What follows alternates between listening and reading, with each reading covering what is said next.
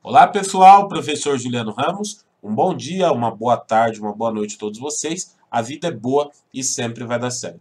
Pessoal, hoje é um vídeo diferente aqui no canal. É uma série nova que eu vou abordar porque ela é interessante para o mercado de trabalho. É uma nova oportunidade para muita gente e uma maneira também de atrair mais pessoas para o universo Linux e de uma maneira simples e mostrar como é possível aprender Linux mesmo estando aí no Windows.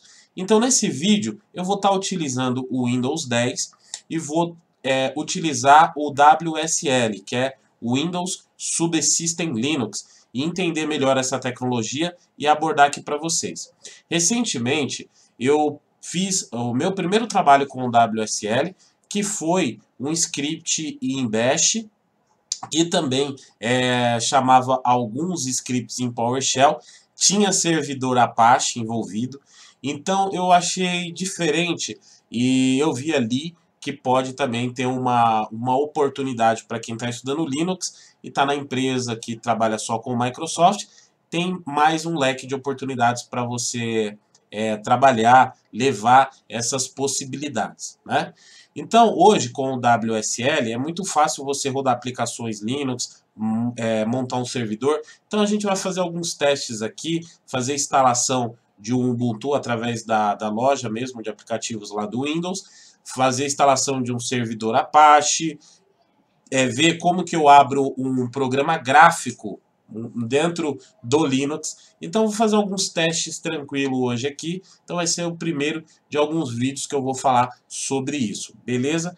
Lembrando que no nosso canal a gente não tem e nunca teve nenhum tipo de preconceito com quem usa qualquer sistema operacional, seja ele qual for, porque o importante aqui é formar vocês profissionais Linux para atuarem no mercado de trabalho.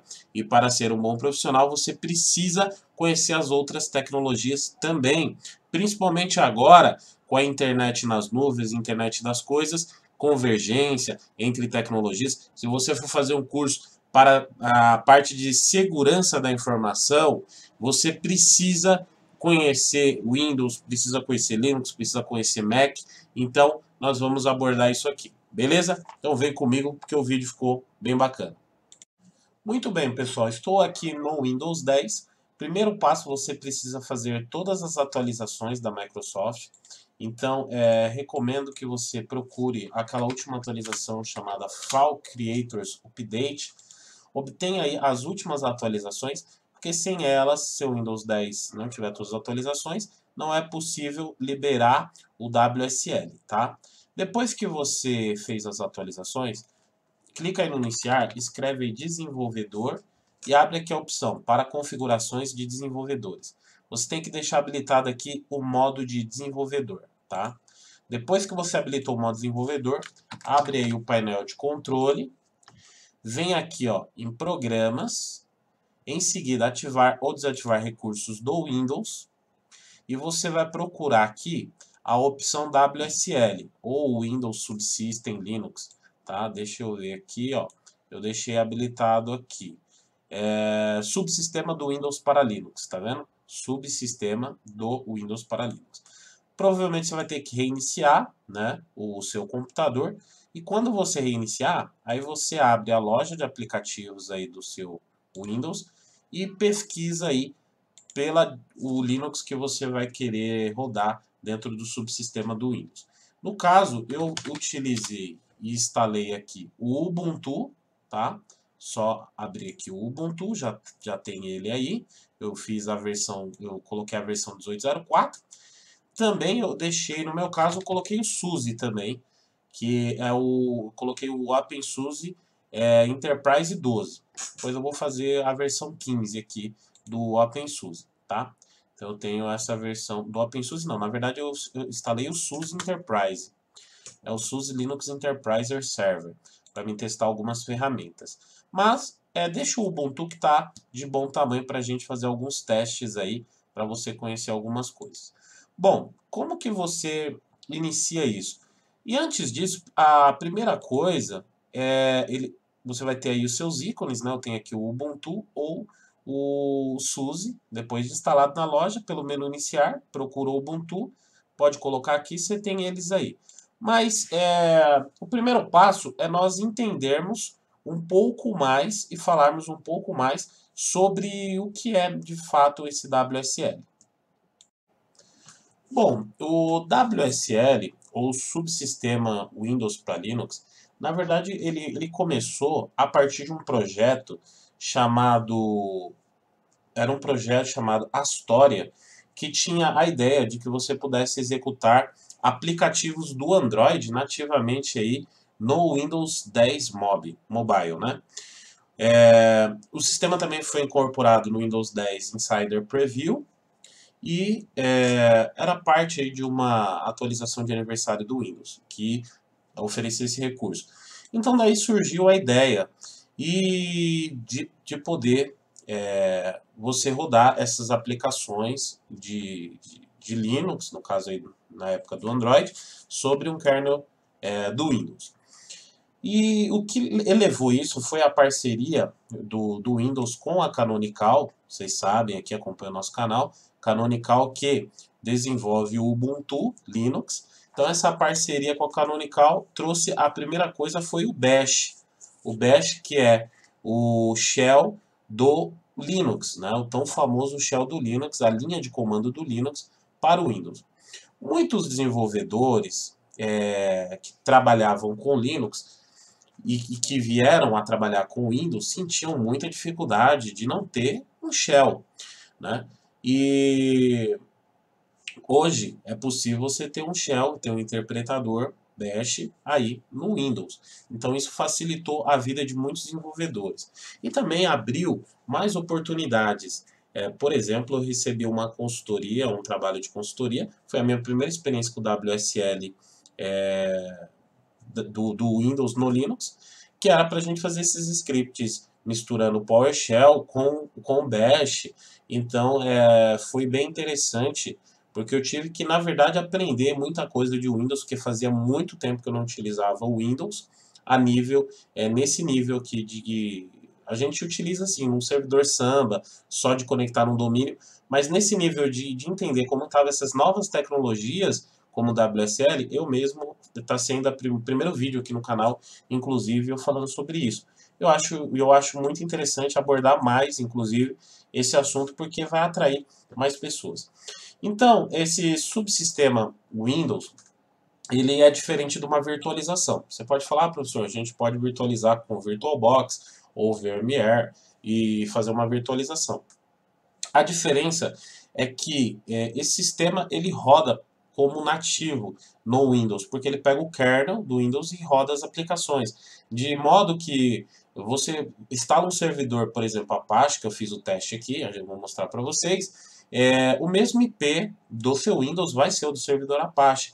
E a interação entre a máquina, os diretórios, os diretórios que você tem compartilhado, por exemplo, no caso, se eu instalasse um servidor FTP, ou se eu usasse um SPID, ficaria ali muito simples, né? Porque é a mesma máquina. Bom, o que eu penso isso no ponto de vista técnico é que para um servidor Fire e tudo mais, evidentemente eu recomendo o Linux, até pela questão de segurança, já que uma vez que o Windows for corrompido, acontecer um malware com o Windows, isso vai se refletir também no que está sendo rodado ali, no subsistema Linux, né? Então, isso é interessante para desenvolvedores, programadores que precisam testar aplicações multiplataforma no Windows, no Linux e trabalham com servidores nas nuvens. Então, isso é interessante isso. Foi uma boa sacada da Microsoft, uma sacada corporativa, uma sacada estratégica, tá? Então, vamos lá.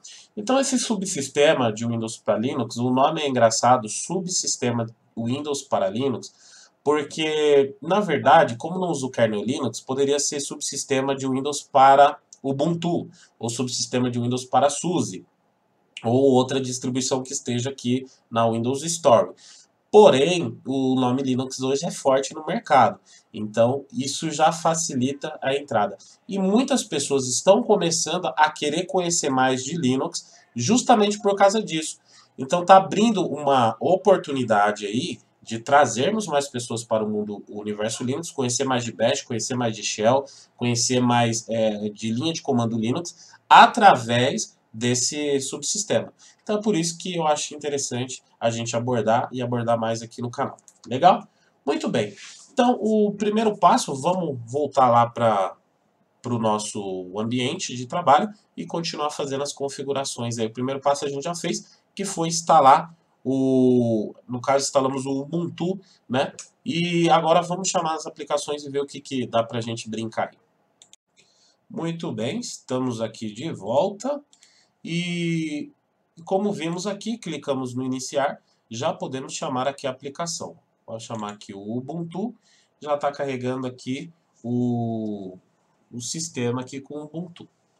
A primeira vez que você abrir, vai pedir um nome de usuário. Esse nome de usuário é o seu nome de usuário do sistema do Ubuntu e a senha. No caso, se for o SUSE, o nome do usuário que vai ser usado no SUSE e a senha, tá? Esse usuário ele já tem poderes administrativos, ou seja, toda vez que eu utilizar o comando sudo, eu utilizo ele efetivamente aí como root, né? Então esse usuário vem com poderes administrativos. Quando você utiliza a primeira vez, né, então, de fato, a primeira coisa que eu fiz foi usar o comando name-r, porque eu queria ver o kernel, né? Ele mostra o Microsoft, evidentemente. Por quê? Se você abrir o diretório /boot, você vai ver que não tem nada no diretório /boot. Caramba, não tem o kernel aqui, não tem nada, porque é um subsistema que está rodando sobre o kernel da Microsoft. E se você quiser achar o compartilhamento, achar os diretórios do seu Windows aqui dentro, você pode ir no diretório MNT, vai ter ali o C ou a unidade D, eu tenho 2 unidades, né? Que vai ser um link aí para essa unidade, eu vou colocar aqui C, e aí você acessa lá, no caso users e o seu nome de usuário. No caso aqui é profj, tá? E aí você tem acesso aos meus documentos por aqui, tá? Se eu for aqui para o meu home do usuário, vai para o home do meu home Juliano aqui, que eu não tenho nada aqui. Então fica fácil esse compartilhamento entre arquivos de Windows e Linux. Né? No caso, por exemplo, no VirtualBox, a gente teria que fazer um compartilhamento ou um Samba para compartilhar isso. Aqui ficou fácil esse compartilhamento aí, bem tranquilinho, né? Da gente utilizar. Muito bem, mas continuando, isso é o primeiro passo. Eu ainda acho que não é o interessante você chamar a aplicação por aqui, ou seja, você chamar ela pelo menu iniciar, Ubuntu e tal. Dá para você chamar digitando aqui no iniciar wsl.ez, que ele, eu coloquei Z4, wsl.ez, vai abrir já o sistema, tá? Então ele abre aqui o que está configurado como padrão. No meu caso eu tenho 2 Linux aqui, o Ubuntu e o SUSE. O padrão aqui é ele abrir quando eu digito wsl.ez ou Ubuntu. Mas eu vou mostrar aqui como dá para a gente fazer outras configurações. Outra maneira da gente abrir é pelo Windows PowerShell. Então você abre o Windows PowerShell. O que é interessante aqui do Windows PowerShell é que dá para configurar aqui, como o meu fundo está transparente, né?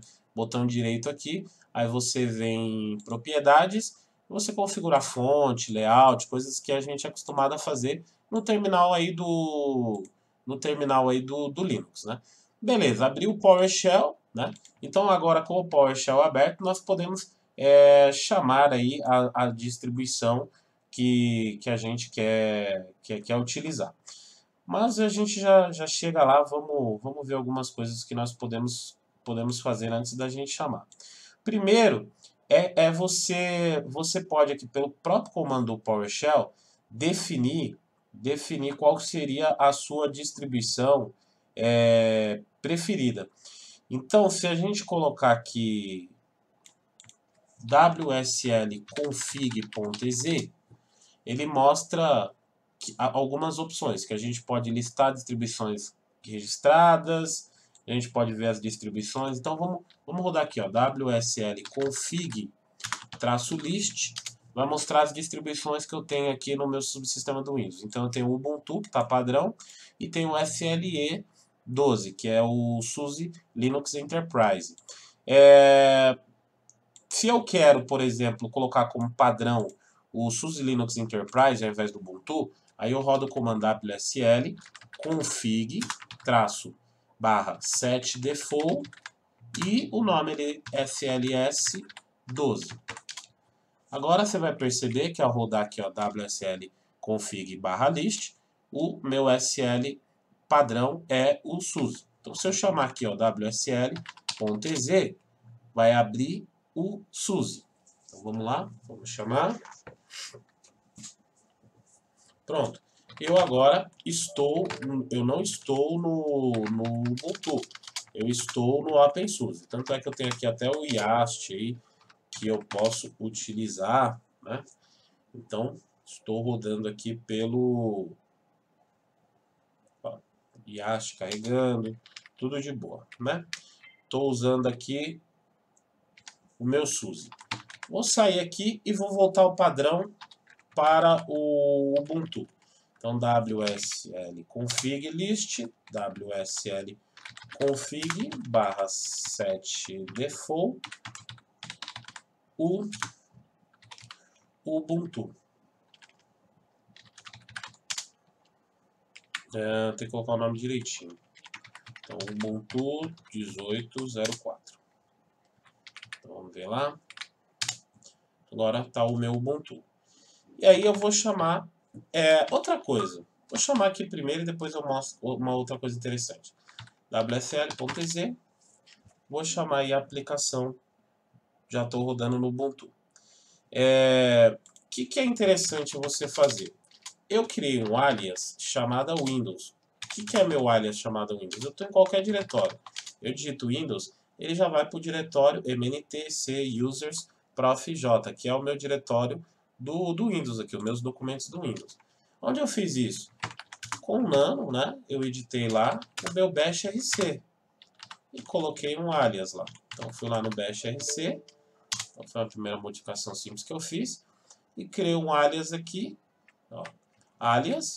Quando eu digitar Windows, na verdade eu quero que você faça o quê? cd/mntc users prof j.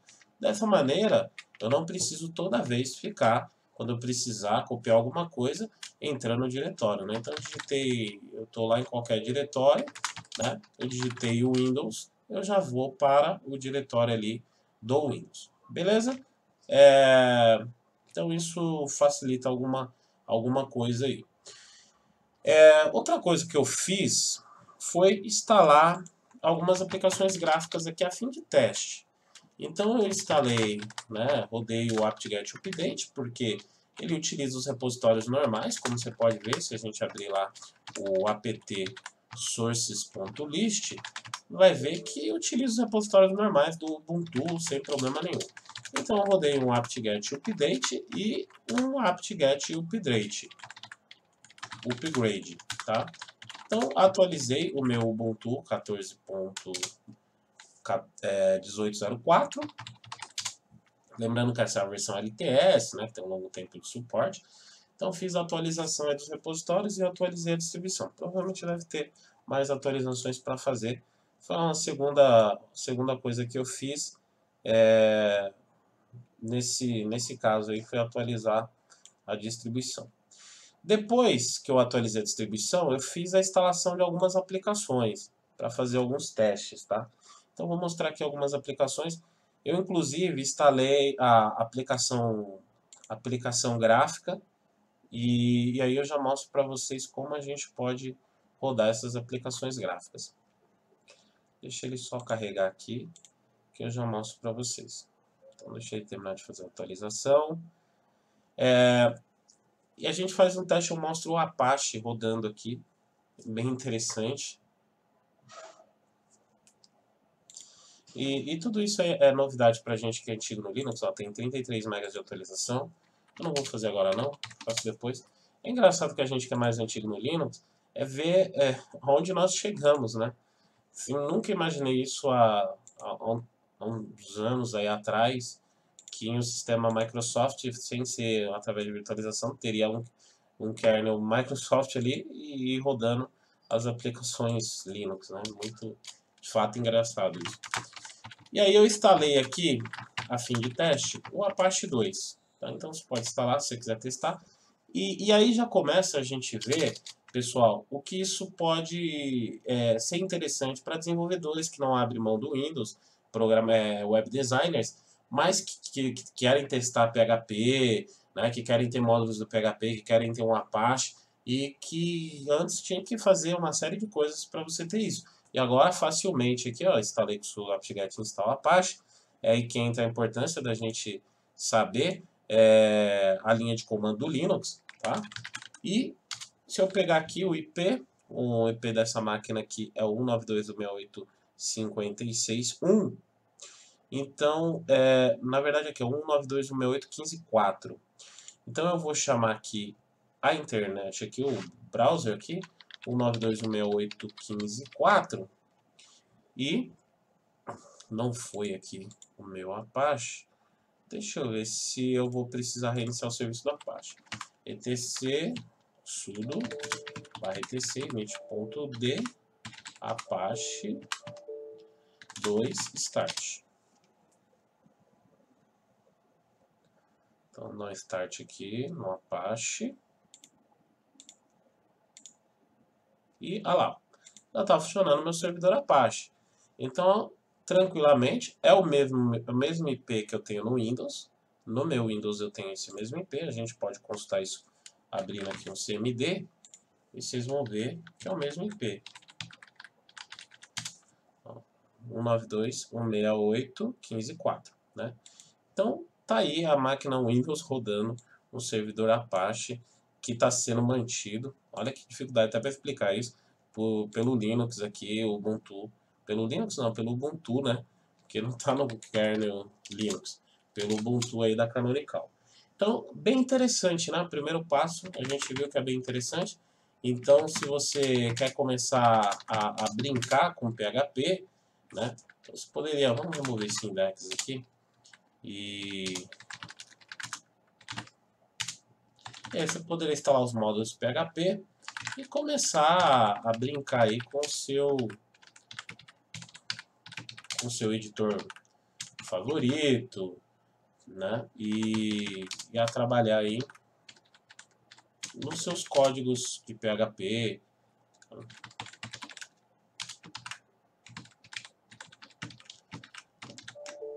Então, que ótimo, né?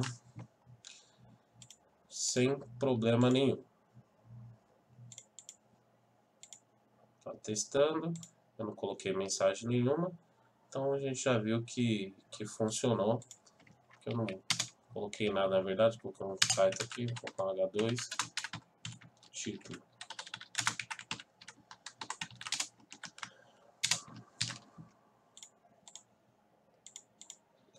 Beleza?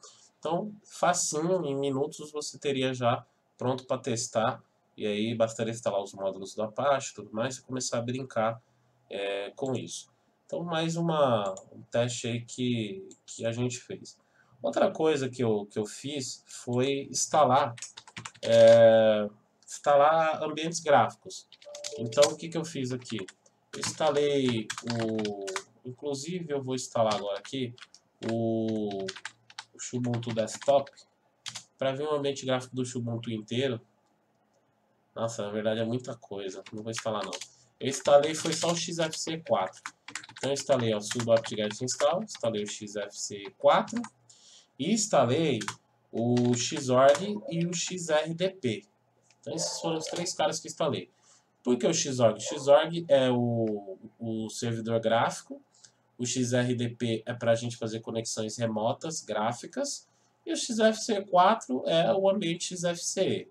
Né? Eu não instalei o Xubuntu, eu vou fazer isso depois, para ter as aplicações do Xubuntu aí.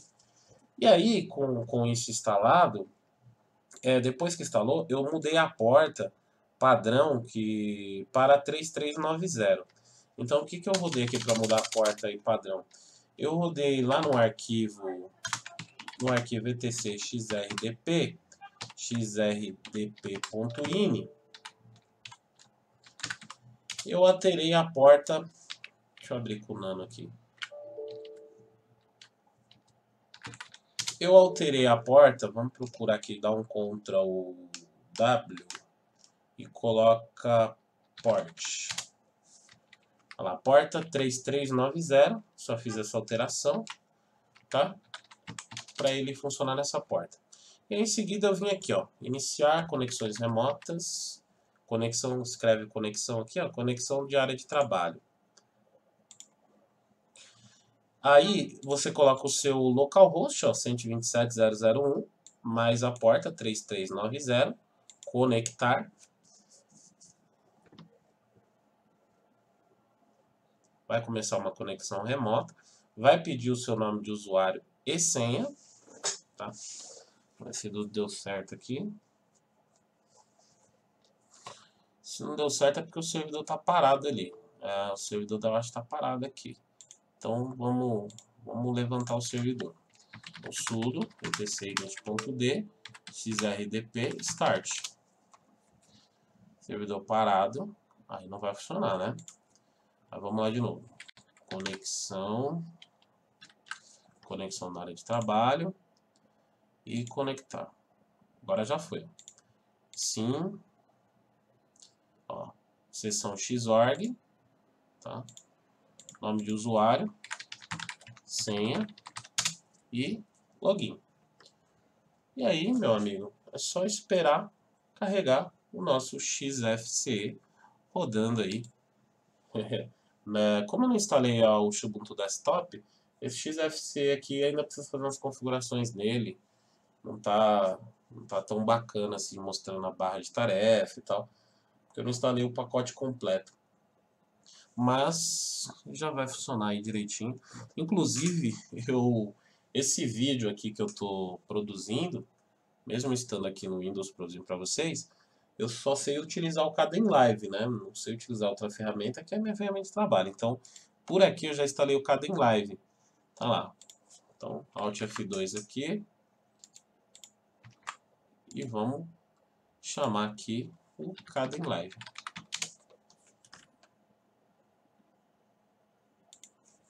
Kdenlive. Então já instalei aqui o Kdenlive. Esperar ele carregar aqui.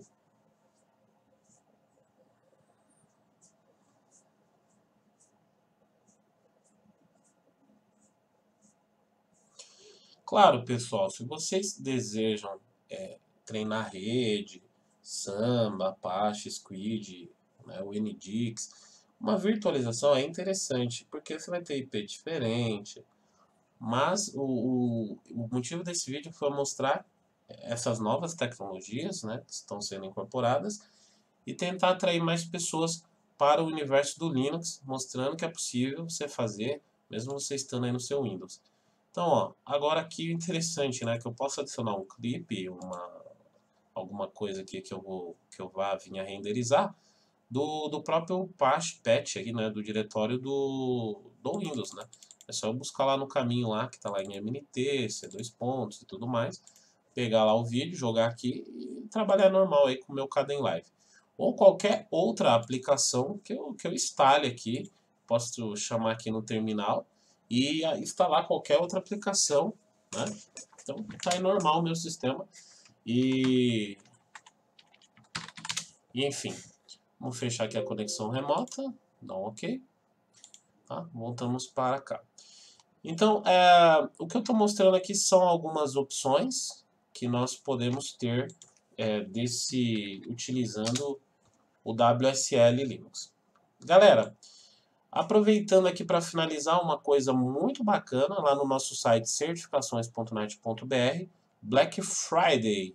Black Friday até dia 22/11, todos os meus cursos por apenas R$ 49,99. Então tem aqui, ó, todos os meus cursos, é só fazer depósito. Tem aqui os dados da minha conta para fazer depósito. Envio o e-mail com comprovante ou me manda um WhatsApp que eu já libero todos os cursos na hora. E os cursos você visualiza aqui embaixo, ó, todos os cursos que estão disponíveis.